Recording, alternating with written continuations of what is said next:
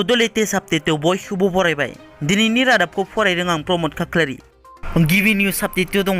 बावैसो सान सिगां बिटिसि सेक्रेटारियेटआव बिटिआरनि गाहाय प्रमद बर'आ हरखाबै नुजाथिहैनानै फुंनि 10 रिंगानि उनाव फैनाय साख्रिआवलाफोरनि सायाव गोख्रों राहा लानायनि उनाव मैया बिटिआरनि गाहाय प्रमद बर'नि बियाब तामुलपुर महकुमानि महकुमा बेंगिरिया तामुलपुर जौगाखां खोन्दोआव नायबिजिरनायनि उनाव जाथाया सोराङाव फैयो।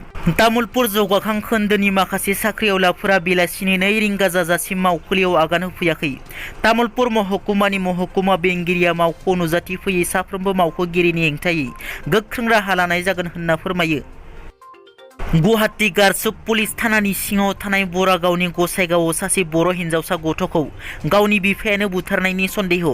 बुथारजानाय हिन्जावसा गथ'खौ 11 बोसोर बैसोनि 4 थाखोनि फरायसुलि आसा बर' होनना सिनायथिनाय जादों। रबिबार मोनाबिलि समाव बिमा पार्बती बर'आ खामानिनिफ्राय न'आव गिदिंना फैफिननायनि उनाव बे जाथाया सोराङाव फैयो। बिमाया मोनाबिलि समाव न'आव गिदिंना फैफिननायाव थाला बन्द नुयो। बिफाया फिसाजोखौ बुथारनानै बायजोनिफ्राय थाला मारिनायनि सन्देह। बे जाथायखौ खौरां मोननानै गोजौ थाखोनि पुलिसआ जाथायसालियाव नुजाथिफैयो। हिन्जावसा गथ'नि गोथै देहानि खाथियाव जौनि बथल आरो दिरुं मोननाय जादों। हिन्जावसा गथ'नि बिफा बाल बाहादुर बिश्वकर्मा उरुफे बलेन छेत्रीया गावनि फिसाजोखौ बुथारनानै खारखोमानायनि सन्देह। मिथिनो मोननाय बादिब्ला हिन्जावसा गथ'नि बिफाया सनितपुर जिल्ला जामुगुरिनि थागिबि। सिगांनिफ्रायनो बिसि फिसाय सानैनि गेजेराव गोरोबलायनाय गैयामोन होनना मिथिनो मोननाय जादों।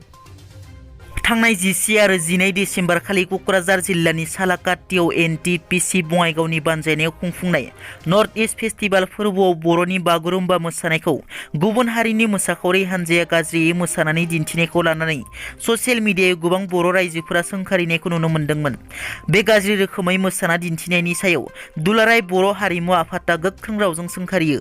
गाज्रि रोखोमै मोसाना दिन्थिनाय मोसाखावरि हान्जानि दैदेनग्रा दिलीप हिरानि हेंथायै क'क्राझार पुलिस थानायाव दुलाराय बर' हारिमु आफादनिफ्राय केस थिसननाय जाबाय। दुलाराय बर' हारिमु आफादआ खौरांगिरि मेलनि गेजेरजों बुङोदि बर' रायजो बड'लेण्डआवनो फैनानै बागुरुम्बा जोनोम जानाय जायगायावनो जुदि बेबायदि खालामफैनाया बेसेबां लासिसिं होनना बड'लेण्डनि गासै मोन 39 डिपार्टमेन्टनो लाइजाम हरगोन जाहाथे बेबायदि प्रग्राम खालामनायाव मालाबाबो जाया। कालचारेल मिनिस्टारनिसिम दुलाराय बर' हारिमु आफादनिफ्राय लाइजाम थांगोन, इनफरमेसन आरो कमप्लेन हिसाबै थांगोन जाहाथे बै हान्जाखौ बेन खालामनाय जायो होनना। थांनाय 10 डिसेम्बर खालार खालि कामरुप जिल्ला बक'नि बन्दापारायाव मैदेर होनायनि मुङाव हाग्रा बिफाना 2 बोसोर बैसोनि आरबि दैमारिखौ गावथारनाय जाथायनि सायाव दिनै साउथ कामरुप एबसुआ सरकारनि हेंथायै सोमावसारनाय हाबाफारिखौ लादों। बे सोमावसारनाय हाबाफारियाव बाहागो लानानै थार बिजिरनाय मोनागौमानि एबसुआ सोमावसारनायखौ नागारनाय नङा होनना मिरु एबसुनि आफादगिरि दिपेन बर' बिथाङा बुंथियो। बुंथिनो गोनांदि बे जाथायजों लोब्बा गोनां 2 दायनिगिरिखौ हमनाय जाबाय। दिनैनि रादाबा एसेनोसै। नोंथांमोना जुदि आंनि चेनेलखौ दासिमबो साबस्क्राइब खालामाखै, अन्नानै साबस्क्राइब खालाम। गोजोन्थों।